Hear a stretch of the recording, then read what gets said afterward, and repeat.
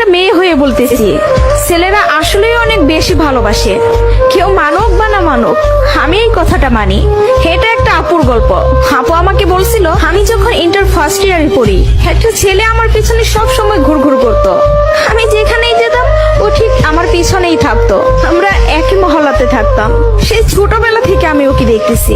একটু জেদি, তবে কোনো মিথ্যা নেই ওর ভিতরে। ফলচাতুরি এসব কিছুই বুঝে না, আর অনেক চাপা স্বভাবের একজন মানুষ। কষ্ট হলেও মুখ থেকে কোনো কথা বের করে না। ওই যে একটা কথা আছে না, বুক ফাটে তো মুখ ফুটে না। এমনকি আমি যখন ওকে দাঁড় করাই বলতাম, কিছু বলবেন, ও বলতো না কিছু না। একদিন আমি ওকে প্রপোজ করলাম আর বললাম, আপনাকে দিয়ে কিছু হবে না, আমি সারাটা জীবন আপনার সাথে থাকতে চাই, আপনার বউ হতে চাই আমি। কখনো দূরে সরাই দিবেন না তো? জীবনে যা কিছুই হয়ে যাক, আপনি আমার পাশে থাকবেন, কখনো আমাকে একা ফেলে যাবেন না। যদি এই ওয়াদা করতে পারি, তাহলে আমি রিলেশন করব। ও অনার্স ফার্স্ট ইয়ারে পড়ে। ও বলল, জীবনে যা কিছুই হয়ে যাক, আমি তোমাকে কখনো ছাড়বো না। আমাদের সম্পর্কের বয়সটা যখন 2 বছর, তখন আমার বাসায় বিয়ের প্রেশার দেওয়া শুরু হয়ে গেল। ফ্যামিলি দেখে ছেলে খুঁজতেছে, সরকারি চাকরিওয়ালা, বিসিএস ক্যাডার। এসবের মধ্যে আমি ওর কথা বলতে ভয় পেতাম, কারণ ও এখনো পড়ালেখা করতেছে। চাকরি তো দূরের কথা, চাকরি পাইতে তো অনেক সময় লাগবে, কিন্তু আমার ফ্যামিলি তো আমাকে সময় দিবে না। আমি অনেক কষ্টে আম্মুকে রাজি করাই। আম্মু যেন আব্বুকে এই কথাটা বলে, আর আম্মু আব্বুকে বলে। আব্বু সাথে সাথে মুখের উপর বলে দেয়, সম্ভব না, বেকার ছেলের হাতে আমি আমার মেয়েকে দিব না।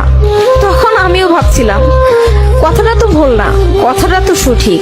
কোনো বাবা মাই চাইবে না বেকার ছেলের কাছে মেয়েকে বিয়ে দিতে। আমি নিজেও তো কখনো চাইবো না, কিন্তু তারপরও মাথায় চলতেছে, আমি যদি ওকে হারাই ফেলি, আর কখন কি ফিরে পাবো ওকে? আমি তো আর ফিরে পাবো না। পরবর্তীতে আমি ওকে সব বলি, ওকে বলি কি করব বলো।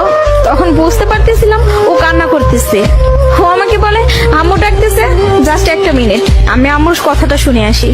তুমি একটু লাইনে থাকো, এসে তোমার সাথে আমি কথা বলতেছি। আমি তোমার জীবনে আছি 2টা বছর, কতটুকু আমাকে চিনো জানো আমি জানি না, কিন্তু তোমার পরিবার তোমার সাথে 18টা বছর তোমার পাশে আছে।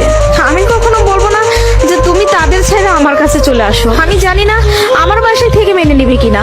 পড়ালেখা শেষ করতে করতে আরো 2টা বছর লেগে যাবে। কবে চাকরি পাবো সেটারও তো কোনো ঠিক নাই। আমি যদি তোমাকে ভালো না রাখতে পারি, আমি তো নিজেকে কখনো মাফ করতে পারবো না। আমার কাছে তোমার হাসিটা অনেক দামি।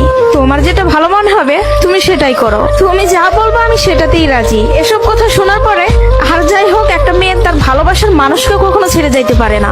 আমি তখন একটা জিনিসই ভাবতেছিলাম, জীবনটা তো ছোট, আর আমি আমার এই ভালোবাসার মানুষটাকে হারাই ফেললে আমি নিজেই সারা জীবন আফসোস করব। এরকম কোনো ছেলে আর আমাকে ভালোবাসতে পারবে না, আমি ওকে ছাড়তে পারবো না। আমি বাসায় আবারও বুঝাই, তারা বুঝে না। তারপর আমি বাসা থেকে বের হয়ে যাই। বাসা থেকে বের হয়ে ওকে ফোন দেই আর বলি, আমাকে নিয়ে যাও। ও তাড়াহুড়া করে বাড়ি থেকে চলে আসলো। আমি বললাম, আমি তোমাকে বিয়ে করব। ও আমাকে বলে, আমি বলছি না তোমাকে, তুমি যা বলবো আমি তাতেই রাজি আছি। তবে একটা কথা, আমার সাথে থেকে যদি 3 বেলার 1 বেলা খেয়ে থাকতে হয়, পারবা? তার জন্য আমি সবকিছু ছেড়ে আসলাম, তার জন্য আমি সবই করতে পারবো। বিয়ের পরে ওর বাসায় থেকে ফোন দেয়, বলে বাসায় আয়। তারপর ওর বাসায় থেকে মেনে নিল। তার কিছুদিন পর আমার বাসায় থেকেও মেনে নিল। ভালোবাসার জায়গা থেকে যদি বলি, প্রিয় মানুষটাকে নিজে করে পাওয়ার মধ্যে অন্যরকম একটা সুখ কাজ করে, যে সুখটা কখনোই টাকা দিয়ে কেনা যাবে না। আর যদি বলি প্রিয় মানুষটার কথা, আমি ভুল মানুষকে ভালোবাসি নাই, আমার মানুষটা সঠিক ছিল। সেই মানুষটা আমাকে বিন্দু পরিমাণে কষ্ট দেয় নাই। আমি সবসময় একটা কথা বলি, ভালোবাসা সুন্দর যদি মানুষটা সঠিক হয়। প্রিয় মানুষটা যখন নিজের হয়ে যায়, তখন এতটা শান্তি অনুভব হয়, তা হয়তো বলে বোঝানো যাবে না। সুখে থাকতে, ভালো থাকতে টাকা পয়সার আমূল প্রয়োজন পড়ে না, যদি ভালোবাসার মানুষটা পাশে থাকে। কাউকে ধরলে হাতটা শক্ত